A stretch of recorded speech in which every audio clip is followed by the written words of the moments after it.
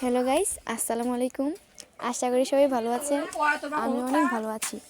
আজকে শুক্রবার, তাই আমাদের বাসায় আজকে বিরিয়ানি রান্না করা হয়েছে, ফ্রাইডে স্পেশাল।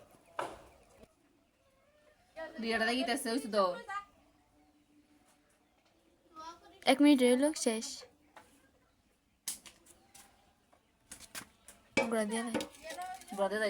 আচ্ছা,